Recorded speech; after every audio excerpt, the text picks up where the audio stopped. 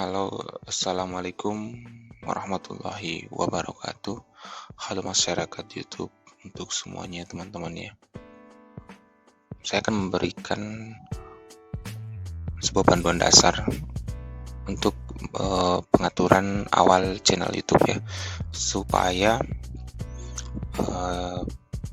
arah dari channel YouTube teman-teman itu memiliki sasaran yang tepat. Jadi ketika kita membuat sebuah channel itu perlu disetting terlebih dahulu teman-teman.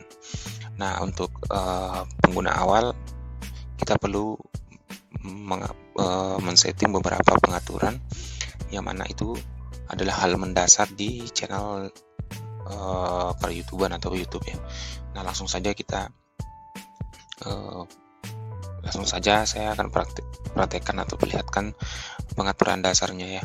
Jadi bagi teman-teman yang ingin merubah bahasa dari channel YouTube-nya ke bahasa Indonesia yang tadinya dari bahasa Inggris ke bahasa Indonesia, teman-teman bisa mengklik di sini ya, di logo icon channelnya. Selanjutnya pilih ini ya, language ya. Nah ini pilih, terus selanjutnya teman-teman pilih bahasa Indonesia. Nah seperti ini. Nah jadi channelnya kita sudah berubah ke bahasa Indonesia. Nah saya akan lanjutkan. Untuk melihat pengaturan mendasar itu kita ke channel ya. Nah setelah masuk di sini teman-teman pilih sesuaikan channel.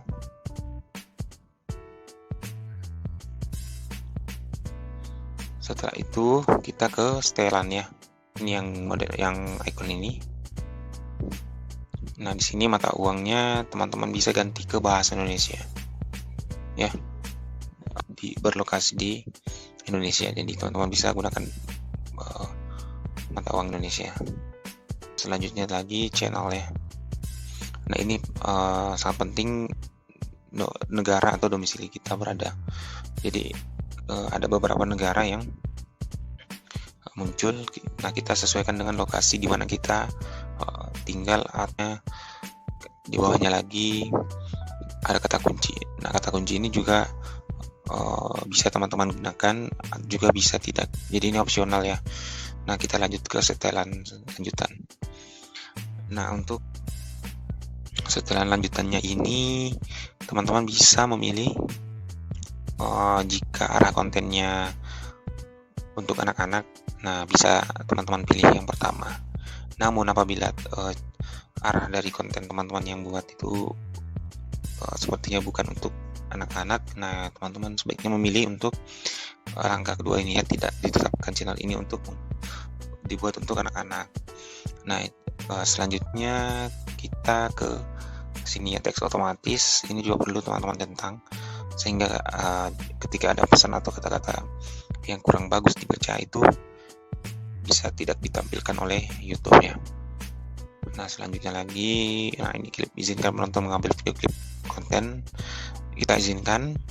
Nah selanjutnya kelayakan fitur. Nah di sini bisa kita melihat bahwa fitur standar, ada fitur menengah dan fitur lanjutan.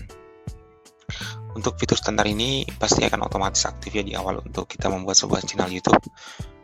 Untuk selanjutnya fitur menengah. Nah fitur menengah ini punya beberapa kriterianya atau persyaratannya, yaitu kita membuat sebuah video atau konten yang berdurasi lebih dari 15 menit ya. Selanjutnya custom thumbnail. Nah kita memberikan sebuah sampul pada kontennya. Terus yang selanjutnya terakhir ini live streaming. Jadi ketika kita sering menggunakannya untuk live streaming, nah ini fitur menengah nanti akan dengan sendirinya akan aktif ya. Selanjutnya lagi fitur lanjutan. Jadi setelah fitur menengah ada fitur lanjutan. Nah ini kita bisa mengikuti atau melihat beberapa persyaratannya. Yang pertama teman-teman harus bisa live streaming setiap hari. Selanjutnya mengupload video lebih banyak per harinya. Selanjutnya lagi membuat lebih banyak video short setiap hari. Nah yang selanjutnya lagi menyematkan live streaming Selanjutnya link eksternal dalam deskripsi video ini juga sangat penting ya. Link eksternal. Selanjutnya mengajukan banding atas klaim konten ID, memenuhi syarat untuk mengajukan monetisasi. Jadi ini adalah ketiga syarat atau fitur lanjutannya, beberapa fitur dari YouTube. Jika salah satu ini terpenuhi, maka fitur lanjutan ini akan aktif dengan sendirinya ya. Nah, selanjutnya lagi kita akan melihat default ya. Nah, ini tidak perlu kita, ini otomatis atau abaikan saja. Nah, seperti itu ya teman-teman. Kita akan lanjutkan lagi. Selanjutnya itu kita ke penyesuaian ini ya, penyesuaian channel.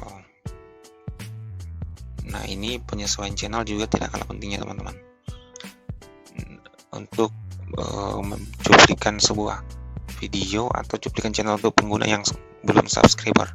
Nah, ini untuk pilihan ini atau sorotan video ini bisa teman-teman tambah ya, untuk sebuah cuplikan saja atau video singkat ya tentang channel teman-teman.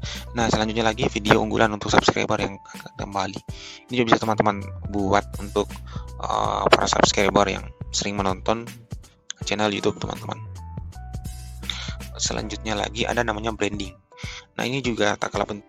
Sebuah gambaran tentang channel itu juga sangat penting dan bermanfaat ketika penelusuran sebuah pencarian di channel YouTube, sehingga mudah untuk didapat atau dikenali ya. Nah, yang pertama itu teman-teman usahakan punya foto profil, terus selanjutnya usahakan upload bannernya. Nah, dan tak kalah pentingnya juga watermarknya, supaya setiap video itu teman-teman punya icon atau logo yang mengikuti sampai video itu selesai dinonton ya, atau ditonton. Nah, selanjutnya lagi ada info dasar. Nah, ini teman-teman juga jangan lupa isi tentang deskripsi channel, karena ini adalah salah satu atau sebuah persyaratan pendukung channel itu bisa ditemukan atau mudah ditemukan di sebuah pencariannya. Nah, ini juga URL-nya. Kalau untuk penggantian sebuah nama channel itu minimal subscriber teman-teman itu 100-an ya, nanti akan otomatis dan bisa teman-teman rubah untuk mengikuti nama dari channel YouTube. Selanjutnya lagi link. Jadi kita bisa di sini menambahkan sebuah links. Jika teman-teman punya link Instagram, Facebook, atau link-link tentang konten yang berhubungan dengan konten teman-teman, bisa menambahkan di sini ya. Cara tambahkannya cukup mudah. Nah, ini tanda tambah, teman-teman klik dan isikan. Selanjutnya isikan nama linknya atau dari mana, contohnya Instagram, yang teman-teman klik di situ. Selanjutnya tambahkan ke sini ya linknya, link dari Instagram itu, atau di copy paste bisa. Nah, selanjutnya lagi link banner. Ini saya pikir tidak terlalu signifikan ya. Nah, info kontak jangan lupa teman-teman sertakan email. Nah, selanjutnya jangan lupa untuk dipublikasikan. Oh ya, saya sedikit tambahkan teman-teman, untuk di setelan ini ketika teman-teman sudah memperbaiki atau menambahkan atau merubah, jangan lupa teman-teman simpan ya, supaya perubahan yang telah teman-teman buat pada channel baru itu tersimpan pengaturannya. Oke, sekian dulu untuk penyesuaian channel mendasar di sebuah channel YouTube baru ya. Kita akan bertemu di konten selanjutnya.